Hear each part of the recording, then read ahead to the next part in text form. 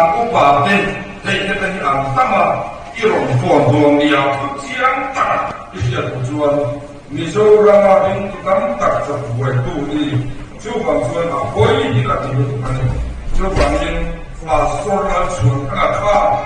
ni professor Muhammad te in phong na tu ra an soi ka chian no an mai te ya bokina yong na tu ra an soi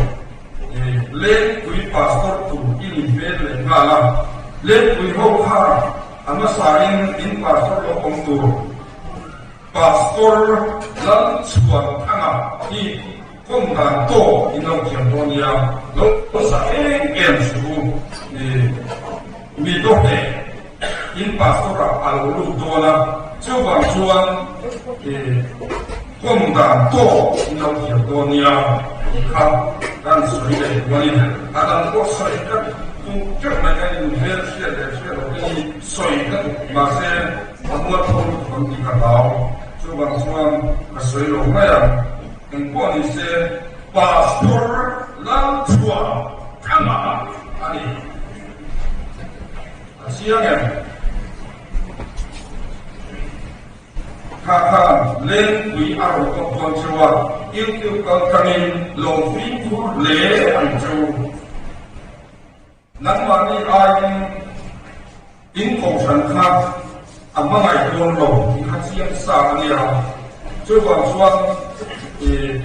aro le kha in lo ko bo du la ne ko san ku pa ten in ko san kha in ma ngai fe so i kha siam takin lo ya chu singo takin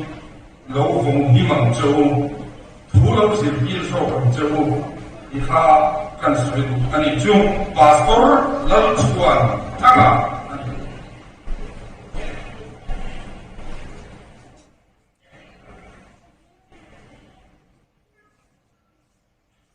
ne kan chua kan lu tua kha kan ka rei lu ba chu bang chuan in lan lan soi de o min ti chu ni kha ka wan soi kha hu ka sa kan soi kha ma se a ai na chu ka soi lo ba a ai na ka soi de phi kan so ram dia an ni na ka ka ka soi so ram dia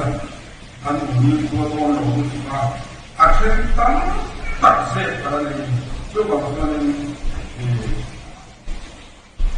kan university punjale punjale wa se kam biar lo hong le tuan abian lu na de ko san se ka fi takin lo ko lang che u in abo te ko lo ko lang che u ni kha kan soi u an ni chu ni ta ta ki na tu ha ko ni ka tu ba ni so kan soi u ba la ta en mo te ni yang ki ka ba la ka pian pui ven ni la ya hatia ga mi chan lo chang bi ka in soi mi aya chang sang de wa in soi de oi so chin chia ro ko la sa bung ni sang som paria ta chiang la in lang na dang lam bi mo in soi khovel ril ru tak pu si ho eng ma ni si lo in ti ve ho tak sa ngai nep tur van te ko po biak to ti ho hian thiam lo chan tir cheu su se chung ho chon lu Christian vuan to lo ti lu Christa vuan lo hian in lang na dang lam bi mo in soi hian om thei thangau chu pathian la kami ani le ni lo fia thin ro o a fia dang ka kheto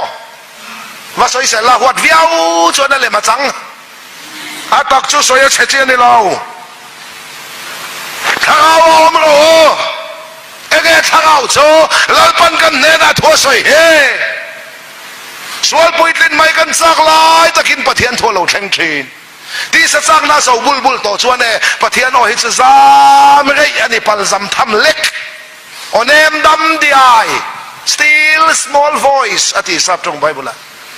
onem dam di ai lo thleng thin cho chungai poi mong che o nau te u